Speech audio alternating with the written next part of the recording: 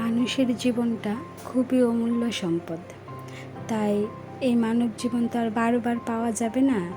তাই প্রত্যেকটা দিন মন খুলে সব কিছু ভুলে হাসি খুশিভাবে বাঁচতে হয়, আর আমি সেটাই চাই। কারণ আমার কাছে জীবন মানে শুধু দুঃখ কষ্ট তো থাকবেই, শুধু দুঃখ কষ্ট নয়, সব কিছু মিলিয়েই তো জীবন। তো সব কিছু মিলিয়েই আমাদেরকে বাঁচতে হয়, হাসি কান্না সব কিছু নিয়ে। আমি চাই সব কিছু ভুলে শুধু হাসি খুশিভাবে বেঁচে থাকতে, সবার সাথে মিলেমিশে হাসি খুশি হয়ে বেঁচে থাকতে চাই।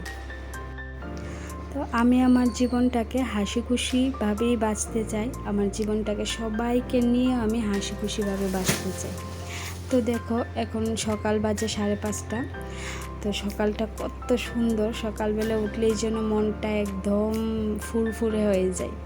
তো সকাল সকাল আমি স্নান করে নেব, স্নান টান করার পর দেব আমি পুজো। তো দেখো এখানে আমি স্নান করে নিয়েছি। তো দেখো মেয়েদের জীবনটাই হলো এরকম, যতই তুমি পড়াশোনা করো, যতই যা করো, সংসারের কাজ তো তোমাকে নিজেকেই করতে হবে না? কারণ সংসারটা তো এটা তোমার নিজের আপন ভেবেই করতে হবে। তো আমি সকাল সকাল স্নান করে এখন দেব পুজো। এখন দেখো আমাদের কাছে কতগুলি ফুল ফুটেছে, নীলকণ্ঠ, লাল জবা, চন্দন জবা, হলুদ ফুল, আরও অনেক রকমের ফুল। দেখো আসনটা একদম যেন আলোয় ভরে যায় ফুলগুলি দিলে। সকাল না ঠাকুরের নাম নিলে মনটা দেখবে একদম ফ্রেশ হয়ে থাকবে, সারাটা দিন তোমার ভালো যাবে, সারাটা দিন ভালো যাবে সকাল সকাল পুজো দিয়ে দিলে। তো দেখো এখন আমার পুজো দেওয়া শেষ, এখন আমি যাবো রান্না বসাবো। প্রচণ্ড দেখাবো তোমাদেরকে আজকে কী কী রান্না করবো। তো আমি এখন চলে এসেছি রান্নাঘরে, এখন রান্না বসাবো।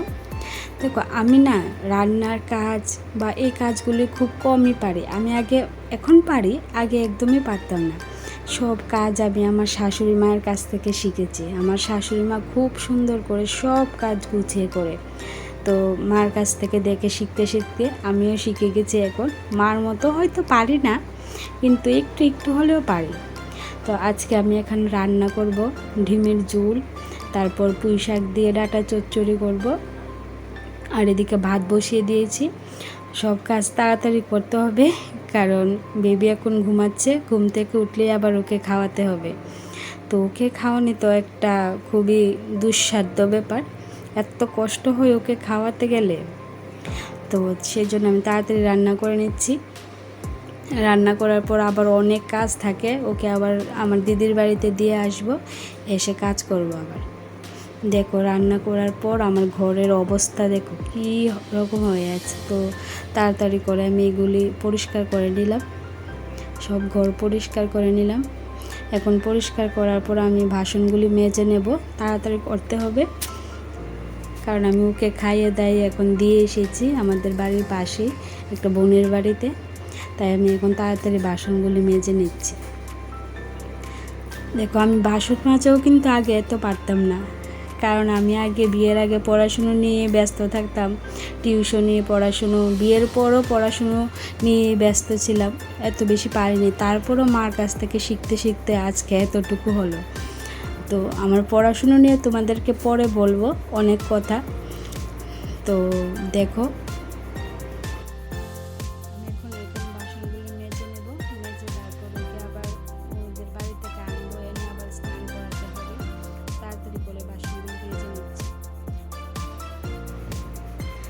আসলে আমি আমার শ্বশুর বাড়িটা ভাগ্য করেই পেয়েছি, না হলে আমার শাশুড়ি মা এত কাজ আমাকে এত ভালোভাবে শিখিয়েছে, মানে কোনো দিন কোনো বকা দেয়নি, কোনো কিচ্ছু বলেনি, এমনিতেই দেখে দেখে আমাকে শিখিয়ে দিয়েছে। কোনো দিন আমাকে বকেও নি, কোনো দিন মার সাথে আমার এখনও কোনো দিন ঝগড়াও হয়নি, কোনো কিচ্ছু হয়নি এখনও মার সাথে আমার, কারণ মা আমাকে এতটাই ভালোবাসে, সেই জন্য ওর সাথে এখনও মার সাথে কোনো ঝগড়া হয়নি। তো দেখো এখন ও চলে যাচ্ছে কাজে। তো এখন আমি বেবিকে স্নান করাবো, বেবি চলে এসেছে, দেখো ওর দুষ্টুমি আবার শুরু হয়ে গেছে। তো এখন ঘরটা গুছিয়ে নেব, ওর জন্য তো কোনো কাজ করাই যায় না, দেখো না ও কি করে। দেখো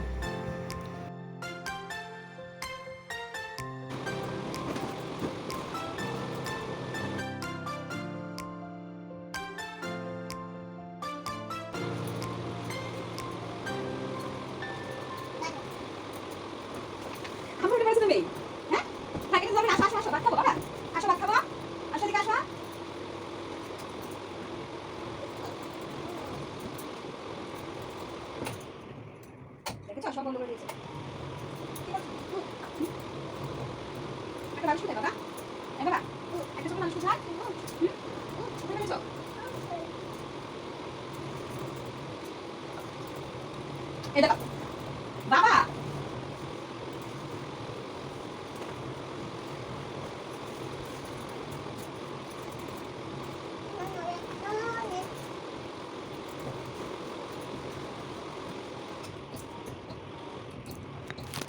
সবাইকে হাই বলে দাও। হাই বলে আমি এখন ভাত খাবো, ভাত খাবো। তো হ্যালো এভরিওয়ান, আজ এখন আমার সব কাজকর্ম শেষ হয়ে গেল। এখন বাজে বেলা 11টা। তো এখন আমি অধিরাজকে খাওয়াবো। ভাত খাবে? কি দিয়ে খাবে? ডাল না সয়াবিন? সয়াবিন খাবে? তোমরা খাবে? তোমরা খাবে? বলো বাই বাই, এখন ভাত খাবো। তো এখন ওকে ভাত খাওয়াবো, খাইয়ে দাইয়ে ঘুম পাড়াবো, তারপর আবার দেখা হচ্ছে পরে। বাই। তো চলো, সারাটা দিন তো কেটে গেল, এখন সন্ধ্যাবাতি দিচ্ছি।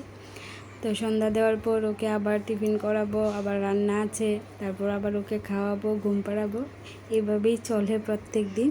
তো দেখা হবে আবার নেক্সট ব্লগে। টাটা।